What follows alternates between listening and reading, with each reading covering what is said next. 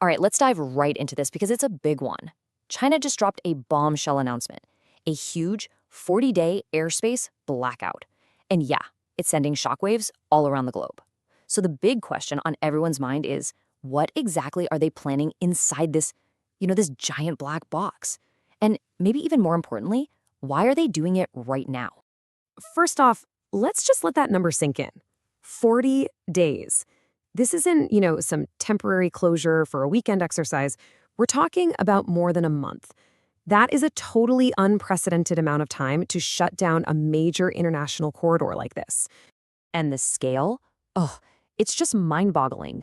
This restricted zone, it's sitting right off the coast of Shanghai, and it covers, get this, 73,000 square kilometers of the East China Sea.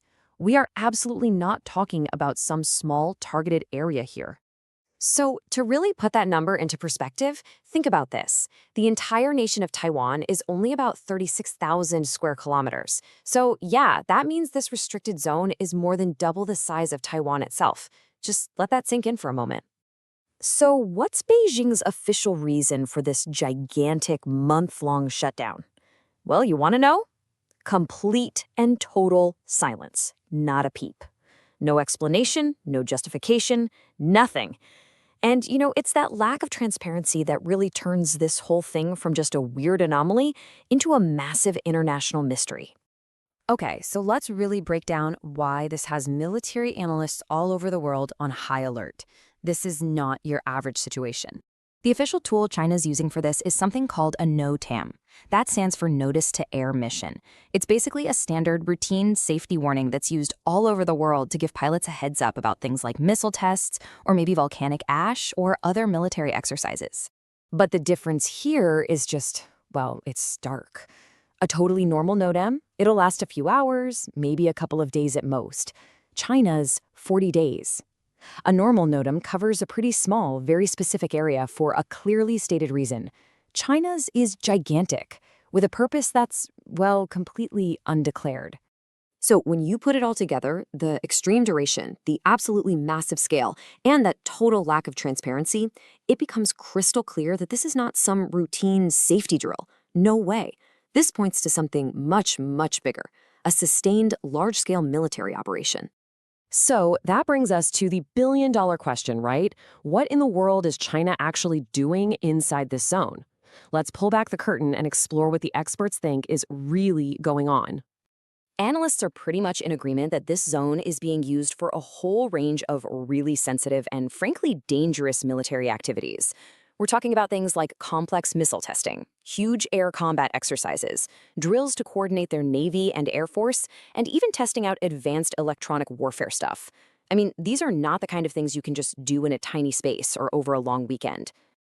And when you look at all of those activities together, they really point to two huge strategic possibilities. The first one, this could be a full-blown dress rehearsal for a blockade of Taiwan. I mean, the location, just north of the island, is absolutely perfect for practicing how to gain air superiority and coordinate missile strikes. And the second big possibility? It could be a massive simulation of something called area denial. So what exactly is anti-access/area denial, or A2/AD as it's often called? It's a really core part of China's military thinking. The whole idea is to make a region so dangerous, so bristling with threats, that an adversary, say like the US Navy, can't even get close enough to intervene in a conflict. And, well, this 40-day blackout, it's the perfect opportunity for them to practice and perfect exactly that strategy.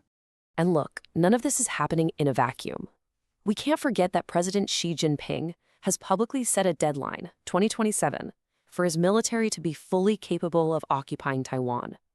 So an extensive, long-term rehearsal like this, it fits perfectly, almost too perfectly within that stated timeline and that ambition. Okay, so we've looked at the what and the how. But to really, truly understand the strategy here, we have to ask the big question. Why now? Because believe me, the timing of this move is absolutely critical. Yeah, so why this particular moment?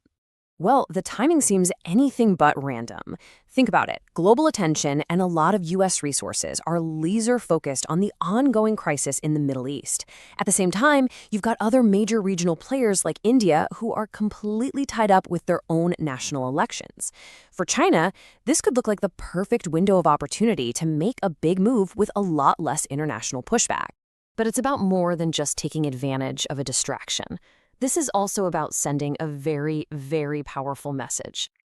It is a clear show of force, a way of demonstrating to the United States, to Japan, and to South Korea that China has both the capability and the political will to control this vital region for a very long time.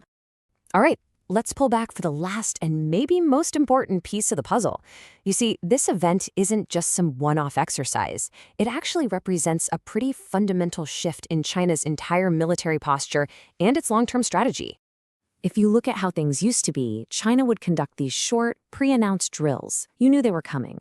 But the new pattern, the one we're seeing right now, involves these long-term, totally unexplained restrictions that really start to blur the line between just training and actively preparing for a real conflict. And this major shift, it has a name. It's called permanent operational preparedness. Basically, it's about moving away from a military that just, trains on a set schedule to a military that is in a constant state of readiness to fight at a moment's notice.